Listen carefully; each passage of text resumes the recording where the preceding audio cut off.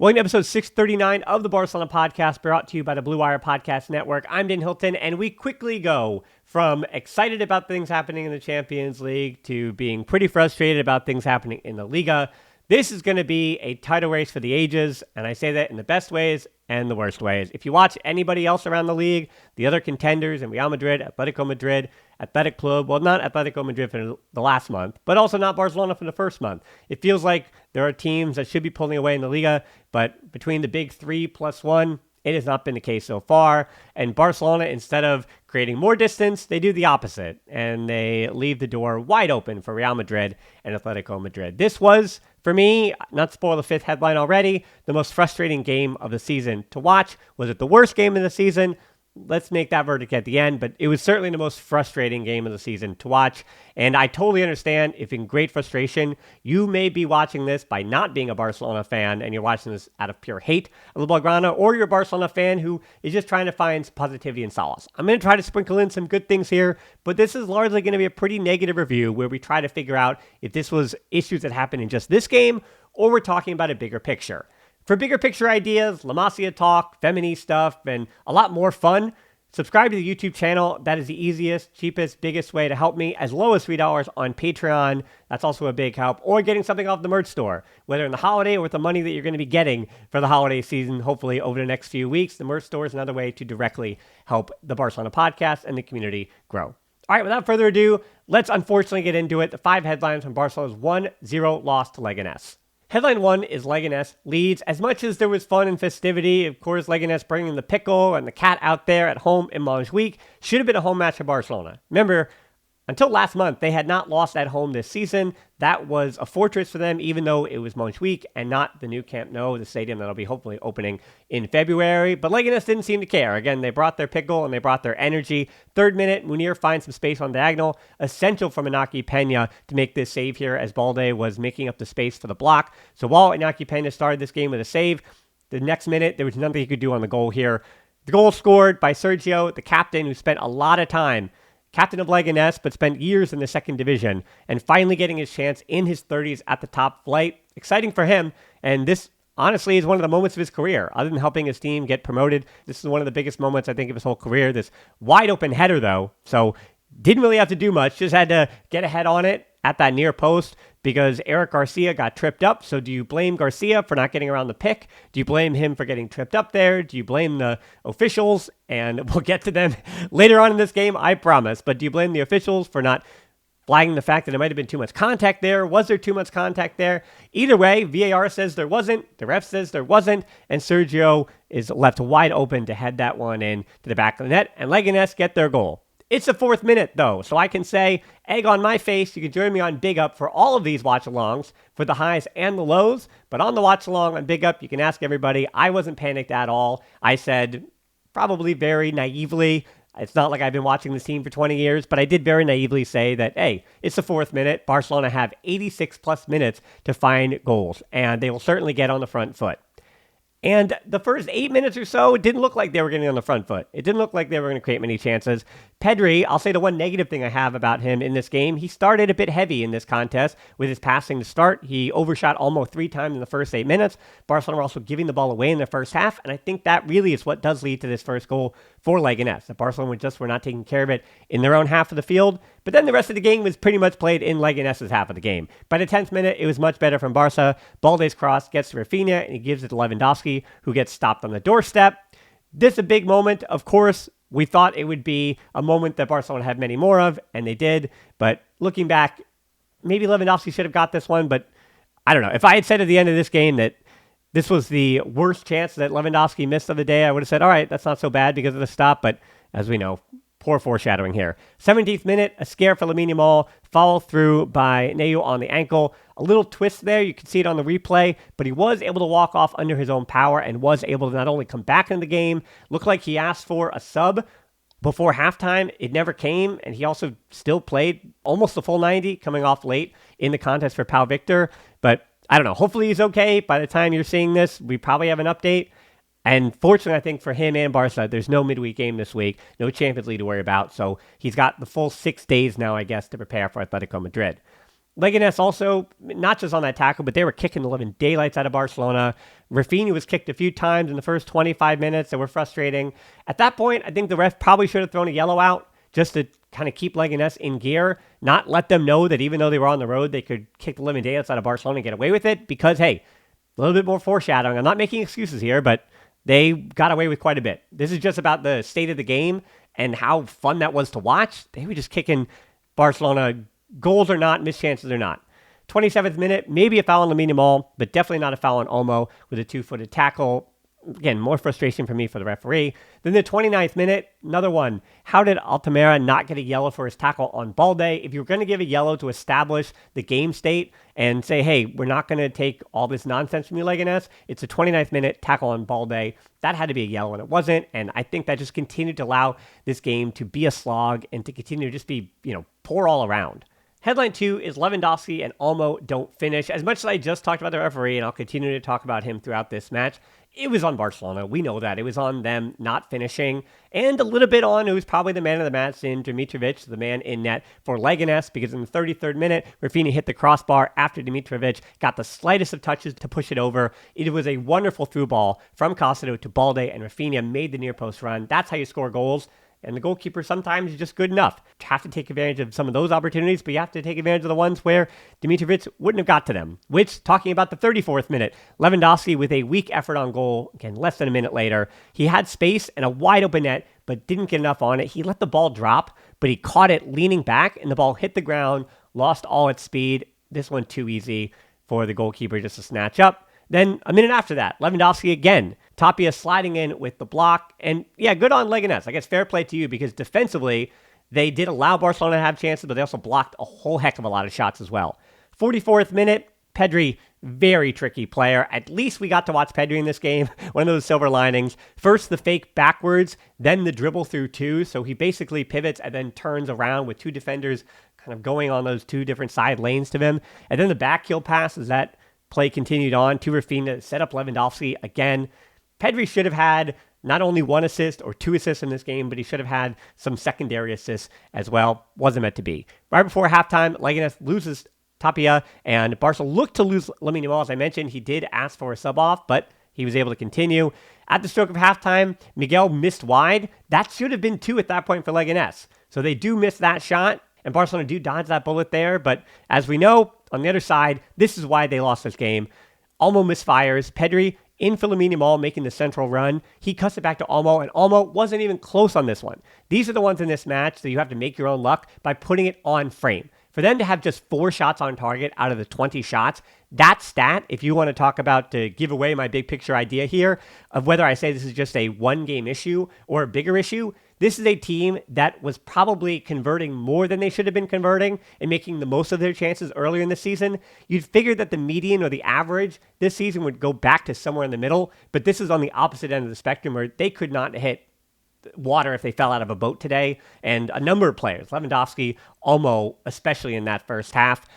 As I said, Olmo not even close here. He also had the 2 headers wide in the first half. I thought Olmo, in terms of different game states, was really good in the build-up, or at least good enough in the build-up that Barcelona were making the chances. But his finishing was as putrid as Lewandowski's. I mean, that's not to say much, but not good in the first half. And I think a more worrying sign for Olmo, I'll say, than Lewandowski. Like, Lewandowski just had an absolute albatross of a terrible day. But Olmo's goal scoring has cooled down quite a bit since he came back from that last injury.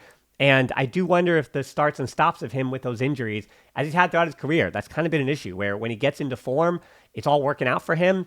But then he kind of, as far as goal scoring, can come in and out depending on the state of his fitness. So I don't know what to say about that. Other than the halftime stat for Barcelona was 1.94 XG for them, 0.26 for Leganes. Sometimes XG doesn't tell the story of the game. That told the story of that first half. Barcelona attempted 10 shots in the first 45 minutes against Leganes, equaling their highest tally without scoring in a first half of a game this season in all competitions, with 10 against Las Palmas being the other one in November. So, yeah.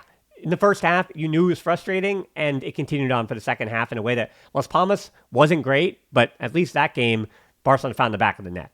Headline 3 is no justice for Raphinha. I really feel like we've already got the central ideas of this match review. So I want to, at this point, if you decide to leave, ask you to subscribe to the channel. That would be a big help. So again, before you go, I know my numbers will dip. Just give me a subscribe. That's a big help. And a little bit of positivity for me in what is going to be a pretty negative match review here. And I bet the comments are probably going to put me in a bad mood as well. In the 49th minute, it's more good build-up at least. Kounde getting forward to start the second half. Lewandowski and Eric Garcia close on the corner. Lewandowski also close on a diving header. That was the name of the game here, close. 52nd minute, Kounde, close. And this is not the one you're thinking of. This is the other Kounde one. He's close here, almost finding the space, and Kounde getting goal side, but yeah, just a little bit too wide. Had to hit it first time. Another good chance for Lewandowski on a header soon after, wasted. There is a question here I just want to add, and maybe people want to write about this in the comments below, about Balde against low blocks.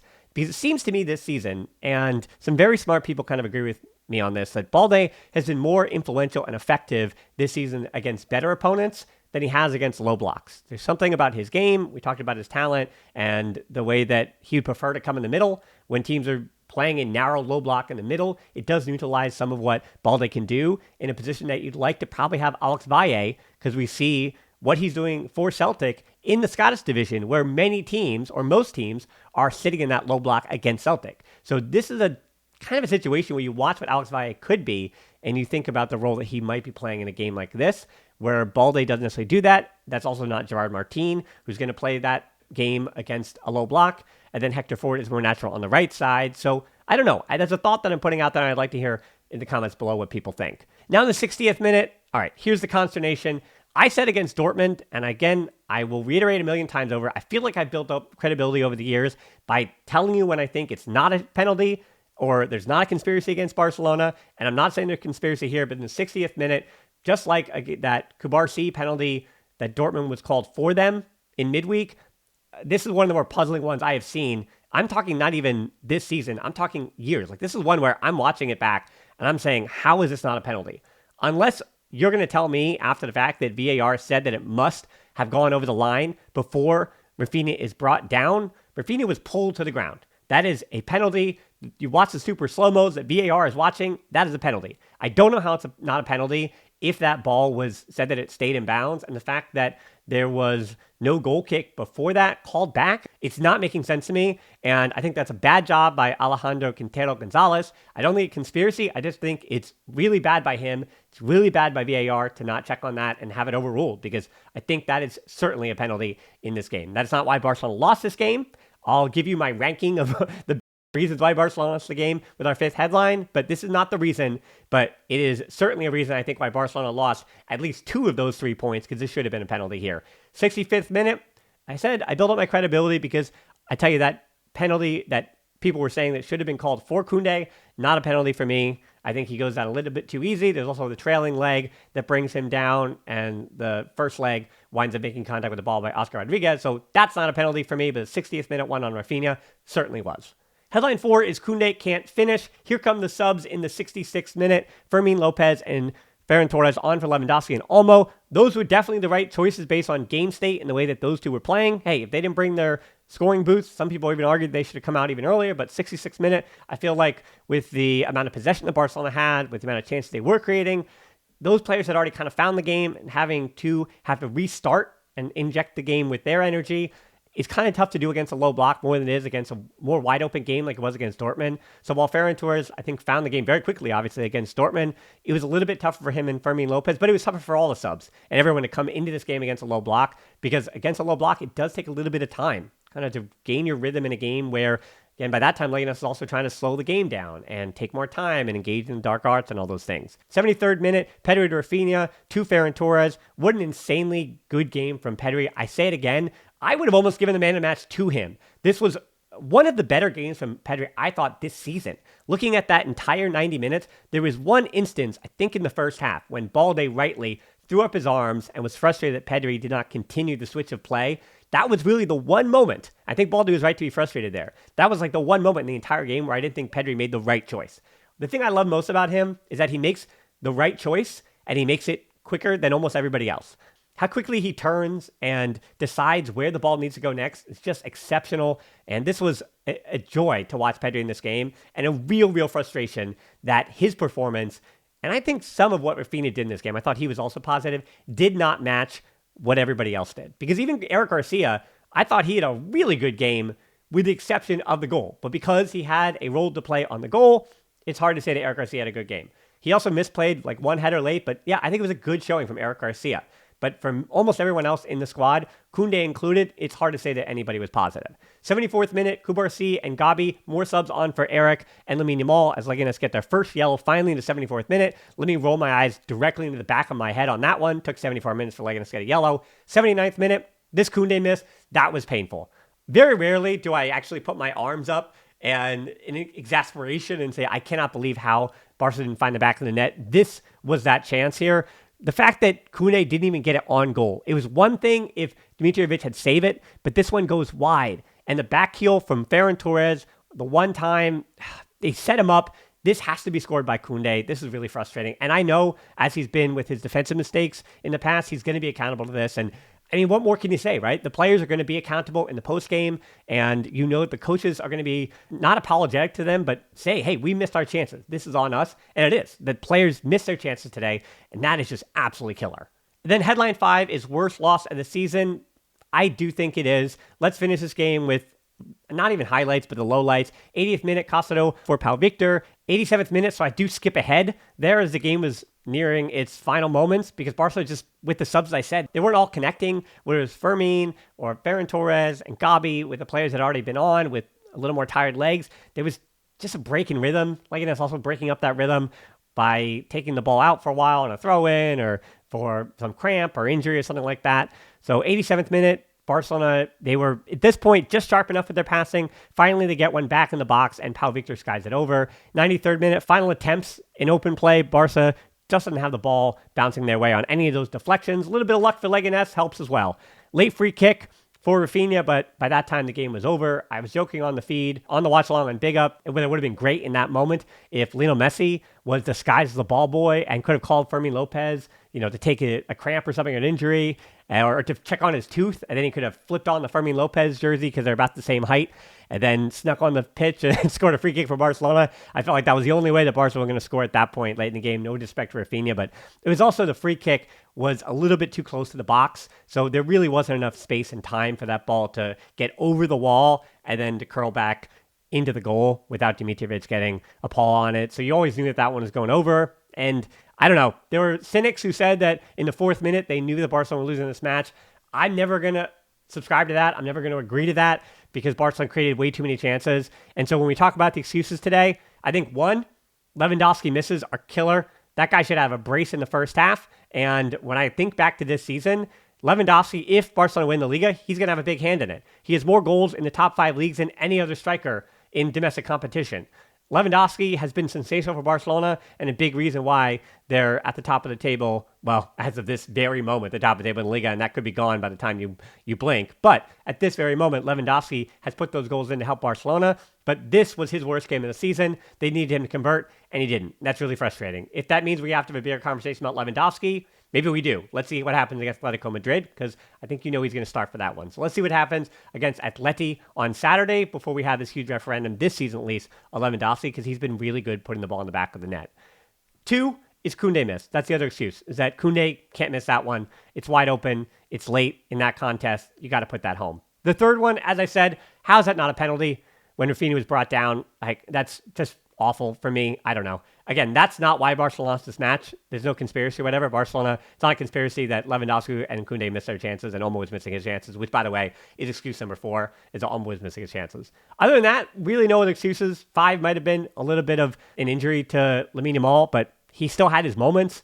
Was he fully fit after the ankle injury in the 17th minute? I don't think so. I think he was probably operating the rest of this game with 65%, so the little ankle knock to Lamine Yamal would be excuse number 5. So there you go. There's my 5 excuses on top of the 5 headlines. As I said, next Saturday against Atletico Madrid. Now that one could decide the title race. Barcelona this season against Bayern, against Dortmund, against Real Madrid. I did say if they took care of business in the matches that mattered, especially in the first half of the season, you give yourself a chance to win trophies in the second half of the season. And you know what? They've actually done that. If they get the 3 points against Atletico Madrid, then they still put themselves in pole position to win all the trophies that they can this season. And then in January, Copa also starts and the Spanish Super Cup. So this team is getting healthier. They need Lamine Yamal to be healthy, and they need this team to continue to be healthier, and the depth have got to find their match fitness. Like, Gabi is kind of showing us, this is the final point here, Gabi with his sub-appearance today even is kind of showing us that it will take time for him to regain his match fitness. So please be patient with Gabi. It's going to take him a little bit of time, and hopefully he finds his fitness, because Barcelona could certainly use an in-form Gabi the way they could use an in-form a lot of different players, which, other than Pedri, I don't know who else really had much to show from this game today. All right, that'll be it for me. As I said, subscribe, help me out, merch store, Patreon. Just even if you're listening, I always appreciate it. A good rating on the podcast apps is a big help. And as always, win or lose, as you know, the title race, no, is not over just yet. I think people expect that, the idea of I Liga, meaning there is Liga and Barcelona didn't run away with it when they got other good results, means that they're not going to win it. Hey, I Liga. Anybody could win it. And if you ask any other team at the top and their fan bases, they're going to say, I don't know how we're going to win it either. Except for Real Madrid fans. They're like, we're always going to win it whether we play well or not. So anyway, I don't want to stop this by talking about Real Madrid. So let's say the best words that there is in world football. Forza Barca.